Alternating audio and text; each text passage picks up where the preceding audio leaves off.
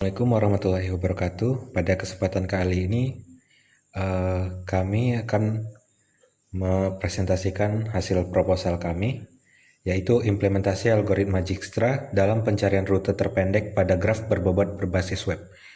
Di sini kami beranggotakan Ferdi Putra Wahyunda, Ahmad Zidane, Bertrand Linando, dan saya sendiri Arfan Syakbar. Latar belakang.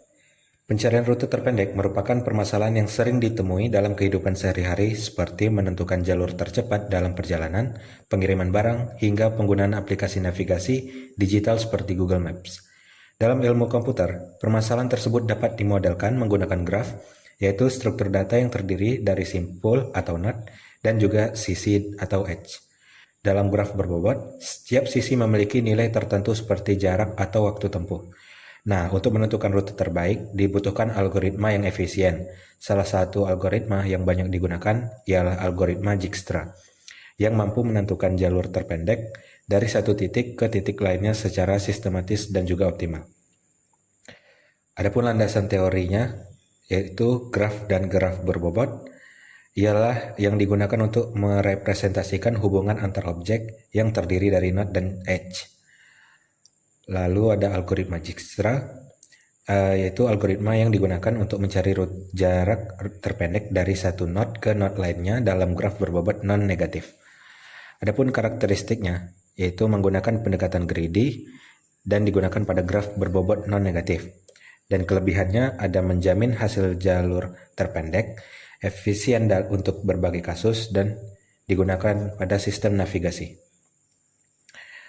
Adapun maksud dan tujuan yaitu sebagai rencana kegiatan untuk mengimplementasikan algoritma Dijkstra dalam menentukan rute terpendek pada graf berbobot serta memahami cara kerjanya.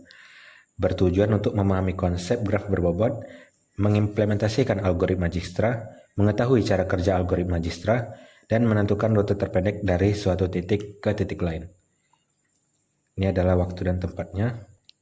Selanjutnya adalah perancangan sistem. Pertama, representasi graf. Di sini node-nya berupa lokasi, yaitu A adalah kampus, B Ramayana, C Pelantar, D Bandara, E Pantai, dan F Senggarang. Dan di sisi dan edge-nya atau sisinya itu ada jalur A ke B, A ke C, B ke D, C ke D, C ke E, D ke F, dan E ke F. Untuk bobotnya, itu jaraknya, itu A ke B itu 4 km, A ke C 2 km, B ke D 5 km, C ke D 8 km, C ke E 10 km, D ke F 6 km, dan E ke F itu 3 km. Alur sistemnya, yang pertama, user memasukkan lokasi awal dan tujuan, lalu sistem memvalidasi input, lalu sistem membaca data graf, lalu sistem menjalankan algoritma Dijkstra, lalu sistem akan menampilkan rute terpendek.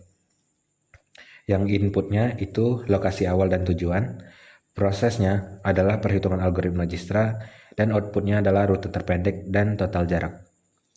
Adapun cara kerja algoritmanya, yaitu langkah pertama kita akan menentukan node awal, lalu beri jarak awal sama dengan 0 dan node lain sama dengan tak terhingga.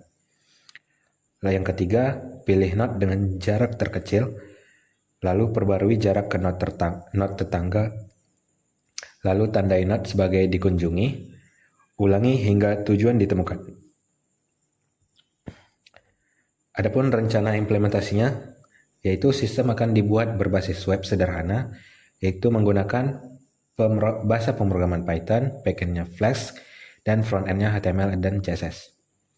Pengujian sistemnya, pengujian input lokasi, dan pengujian algoritma Dijkstra itu sendiri. Link ke pengujiannya yaitu input node, input edge dan bobot, pemilihan lokasi awal dan tujuan, proses pencarian rute, dan output hasil rute. Adapun kriteria keberhasilannya, sistem berjalan tanpa error, algoritma menghasilkan rute terpendek, dan outputnya itu sesuai perhitungan.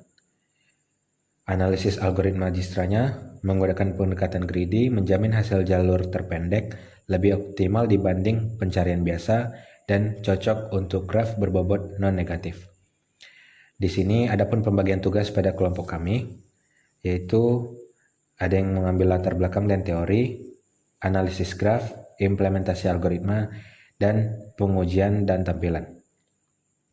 Diharapkan kegiatan ini dapat membantu memahami konsep algoritma dan penerapannya dalam kehidupan nyata, khususnya dalam bidang teknologi informasi. Sekian yang dapat kelompok kami sampaikan, kurang lebihnya kami mohon maaf. Wabillahi taufiq wal hidayah. Wassalamualaikum warahmatullahi wabarakatuh.